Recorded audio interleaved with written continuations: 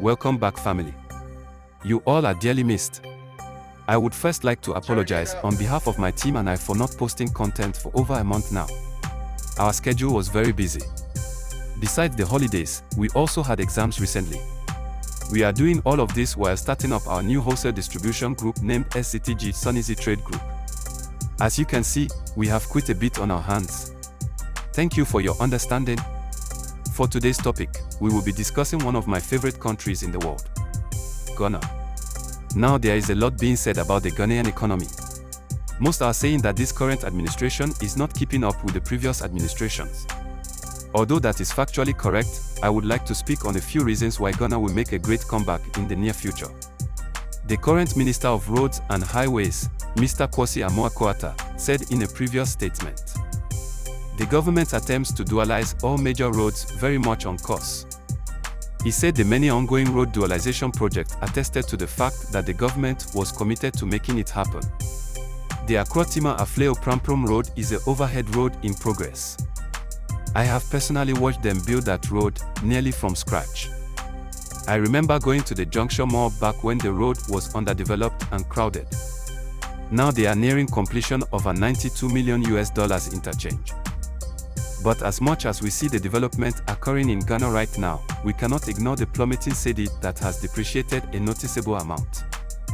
The answer for that problem to me would seem to be Ghana's Vice President, Mahamudu Bawumia's plan to buy oil with gold instead of USD. This plan will likely reduce the depreciation of the cedi within a short few months. According to Forbes, Ghana is the 6th largest gold distributing countries in the world. Ghana is Africa's largest producer of gold, beating out South Africa for the first time in 2019. Industry majors such as Anglo Gold Ashanti and Goldfields have shifted their focus from South Africa to Ghana, where deposits are cheaper and easier to mine. Ghana has approximately 140 tons of raw gold. This much gold would solve a large amount of Ghana's economic woes seemingly overnight. The policy, as explained by the government, is to allow the government to pay for imported oil products with gold in a direct barter with gold purchased by the central bank.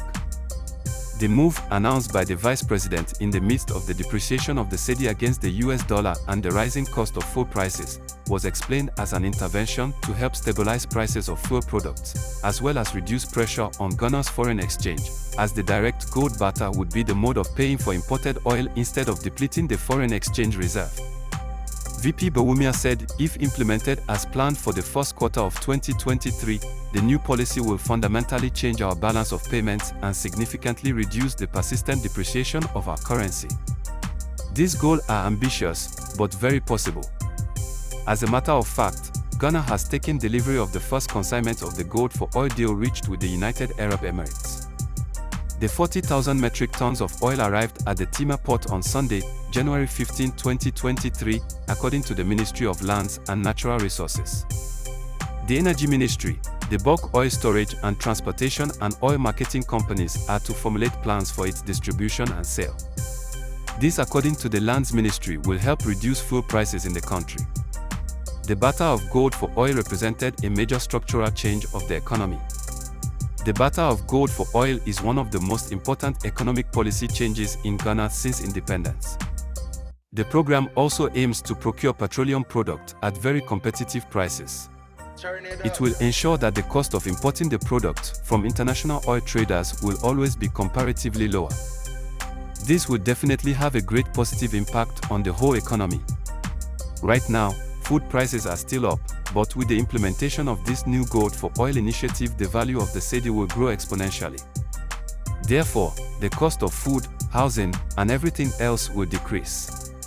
One of the biggest problems in Ghana right now is transportation prices. The cost of petrol is affecting a lot of Ghanaians. The fact that the Golden Coast is still one of the most resource-rich countries in the world. This is a phenomenal step towards African unity, if it is utilized correctly.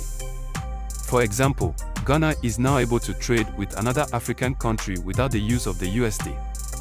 The country will be able to save millions, if not billions, in taxes that they formerly paid to the West.